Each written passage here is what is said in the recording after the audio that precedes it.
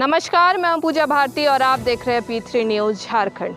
अभी मैं मौजूद हूं रांची के कोकर क्षेत्र में, जहां पे कुछ साल पहले डिस्टिलरी तालाब हुआ करता था, लेकिन नगर निगम के द्वारा जो ये डिस्टिलरी तालाब है उसे भर दिया गया और यहाँ पे आप देख सकते हैं स्वामी विवेकानंद स्मृति पार्क बनाया गया था।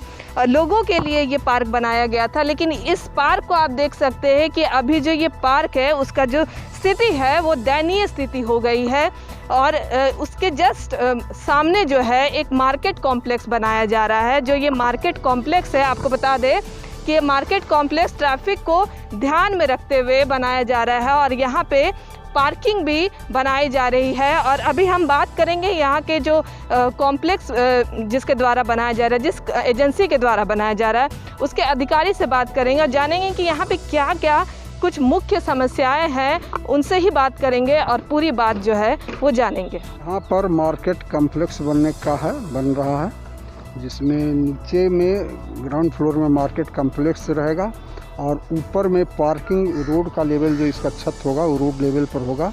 वहाँ पर गाड़ी का पार्किंग का प्रावधान है, गाड़ी पार्किंग होगी। कब से काम चल रहा है और कितने का बजट है, कितने दिन में तैयार होना है? इसमें मुख्य तो है कि यहाँ जो जाम लग जाता है लालपुर से ये डिस्टिलरी तक के जो सब्जी मार्केट है और मांस मछली का मार्केट है, उसके चलते जो जाम हो जाता है उससे निजात दिलाने के लिए ये मार्केट कॉम्प्लेक्स का प्रावधान हुआ। इसमें सब्जी का ही मार्केट कॉम्प्लेक्स और कुछ मीट मछली का उसी का होगा और कोई कपड़ा का दुकान चाहे अन्य चीज़ नहीं होगा। इस प्लान के लिए सरकार कितना खर्च कर रही है? पहले प्लानिंग था 5 करोड़ कुछ का, लेकिन चूंकि यहाँ तालाब था इसमें सब नीचे दलदल निकल गया, जिसके चलते जो पहले एस्टिमेट इसका हुआ था वो आइसोलेटेड फुटिंग का हुआ था। जो आइसोलेटेड फुटिंग दलदल में संभव नहीं होता, गलत डिज़ाइन हो गया था। जिसके बाद फिर सॉइल टेस्ट के बाद पुनः जो है इसका कंसल्टेंट राफ्ट फाउंडेशन के आधार पर जो कार्य हुआ है, इसका अभी तक विभाग से नगर निगम से सिंगल पैसा भी पेमेंट नहीं हुआ है।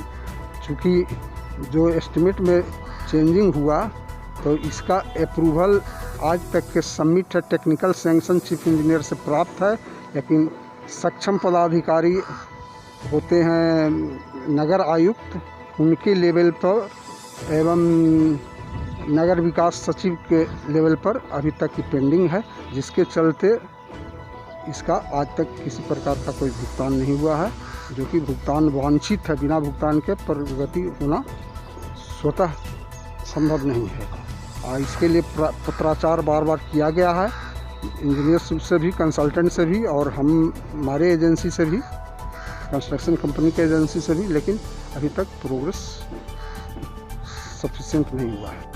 आप देख सकते हैं कि जिस तरीके से यहाँ पे अनप्लानिंग के तहत निर्माण कार्य किया जा रहा है, उससे काफ़ी पर्यावरण को भी नुकसान हो रहा है। अगर एजेंसी से इससे जांच की जाए तो इसमें काफ़ी भ्रष्टाचार के मुद्दे जो है वो सामने आ सकते हैं। देखिए, कोकर डिस्टिलरी पार्क की अगर आप इतिहास देखेंगे, मुझे नहीं पता कि आप लोगों में कितने लोगों को इसकी जानकारी है। 2006 के पूर्व स्थिति ये आ गई थी कि इस तालाब को भर दिया गया था और यहाँ लोग ज़मीन का अतिक्रमण कर रहे थे, लोग घर बनाना शुरू कर दिए थे। 2008 में जब हम लोग बोर्ड के पहली बार सदस्य बने तो हम लोगों का एक ही डिमांड था, डिस्टिलरी तालाब को ठीक करना। लगातार विभिन्न विभागों से बात करते हुए, नगर विकास विभाग से बात करते हुए 5-7 साल हो गए, लेकिन डिस्टिलरी की सुधार नहीं हुई। हाँ, ये ज़रूर हुआ कि 10-20 कट्ठा और ज़मीन इंक्रोस्ट हो गया, कुछ लोगों ने कब्जा कर लिया, कहीं घर बना लिया। छठ के समय भी स्थिति ऐसी रहती थी, मुश्किल से मुझे लगता है कि हम लोग रांची नगर निगम के से टैंकर से पानी डाल के और कम से कम 5-10 सूप हो जाए, जो कम से कम यहाँ जो हो रहा है वो कंटिन्यू होता रहे, वो स्थिति लगातार 2013-14 तक रही। मेरे मन में बड़ी पीड़ा होती थी, चूँकि मैं इसी क्षेत्र का हूँ और हम लोगों का बचपन डिस्टिलरी से ही और इस आसपास के क्षेत्र से गुजरा है। मैंने 2014 में जब रघुवर जी मुख्यमंत्री बने तो बहुत प्रयास किया।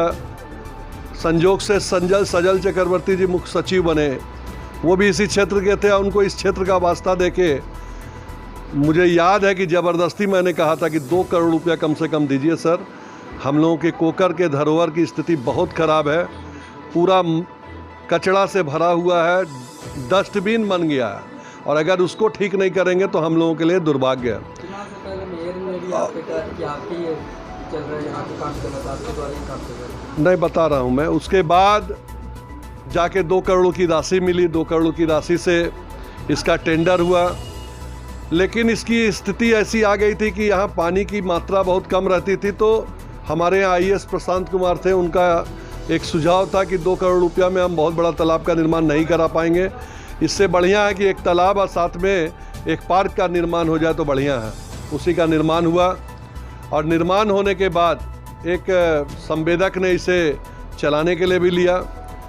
लेकिन जो स्थिति यहाँ है, आसपास की जो लोकेलिटी है, लोग दारू पीने वाले लोग, गांजा पीने वाले लोग, आप देखेंगे वहाँ बाउंड्री को तोड़ दिए हैं, बहुत जगह जो तार लगे हुए थे उसको काट दिए गए हैं। बहुत सारे लोग अभी भी, आपको विश्वास नहीं होगा तो जाइए देखिए, जाली के पास पिलर खड़ा करके अपना घर बनाना शुरू कर दिए हैं।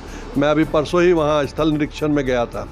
स्थल निरीक्षण में और पूर्व के अनुभव के आधार पर अब बहुत सारे शिकायतों के बाद मैंने उसका थोड़ा सुधार करने के लिए एक प्रस्ताव जो नगर विकास विभाग मैंने पिछले वर्ष भेजा था वो स्वीकृत हुआ था। इसलिए मैंने इंजीनियर्स को लेके वहाँ गया और वहाँ इंजीनियर्स को कहा है कि जो भी अपूर्ण स्थिति है या जो खराब हो गई है स्थिति, उसको ठीक करने के लिए आप उचित कदम उठाएं और 1 सप्ताह में इसका प्राक्कलन बना के नगर निगम के बोर्ड में दे। निगम में 75 लाख रुपया नगर विकास विभाग ने इसके सुंदरीकरण को फिर से ठीक से करने के लिए दिया है। तो मैं समझता हूं कि उसके बाद वहाँ की स्थिति भी सुधरेगी। यहाँ के लोगों के लिए ये एक लाइफलाइन है। मैं समझता हूँ कि लालपुर चौक से लेके बूटी मोड़ BIT तक एक भी ऐसा जगह नहीं है जहाँ आदमी अच्छे से बैठ सके, और समाधि स्थल के सामने होने के कारण इस जगह की और ज़्यादा महत्ता बढ़ जाती है। देखिए, इसीलिए सुरक्षा को देखते हुए हम लोगों ने निर्णय लिया है कि पीछे जो कटीले तार केवल लगे हुए हैं उसको हटा के 8 फीट का बाउंड्री करा देना। यहाँ के जो स्थानीय NGO हैं उन्होंने बोला है कि जो आप बाउंड्री कराएंगे उसके चारों ओर पेड़ लगाने का फ्री में काम हम करेंगे। और जो तालाब बना हुआ है, छठ के समय हम देखते हैं जितनी भीड़ होती है, उसमें 1-2 सीढ़ी और अगर बढ़ा दिया जाए तो मैं समझता हूँ कि लगभग 100 परिवारों को छठ का और ज़्यादा जगह उपलब्ध हो जाएगा। तो इस तरह के और भी कई कार्य, छोटे कार्य हैं, जिसको ठीक कर दिया जाए तो मैं समझता हूँ कि रांची शहर का ये बहुत ही अच्छा जगह हो जाएगा। तो यही हो रहा है अभी डिस्टिलरी में, और आने वाला दिन डिस्टिलरी के लिए बढ़िया है, ये मैं समझता हूँ। अब आगे क्या होगा, इसमें नगर निगम क्या करेगी, ये तो देखने वाली बात होगी। ये एक बड़ा सवाल है यहाँ के स्थानीय लोगों के लिए भी, क्योंकि उनको भी काफ़ी परेशानी का सामना जो है वो करना पड़ रहा है। की बात कर रहे हैं, अब तो तालाब अब नहीं रहा, तो समाप्त हो गया। पहले जो तालाब था तो ये हमको लगता है 70 साल पहले, 80 साल पहले इसको बनाया। तो वहाँ की जो जायसवाल फैमिली है उन्होंने बनाया था, क्योंकि करम नदी है जो करमटोली तालाब से निकलते हुए ये आती है आपके कोकर की तरफ, और यहाँ से होते हुए आगे जाके स्वर्णरेखा में मिल जाती थी। जो पहला इसका जो हमारा ड्रेनेज पैटर्न था इसको पानी मिलता था, जो लोअर बर्धमान कंपाउंड से लेकर जो जितने खेत का जगह था वहाँ से इसको पानी मिलते रहता था, इसलिए लबालब भरा रहता था।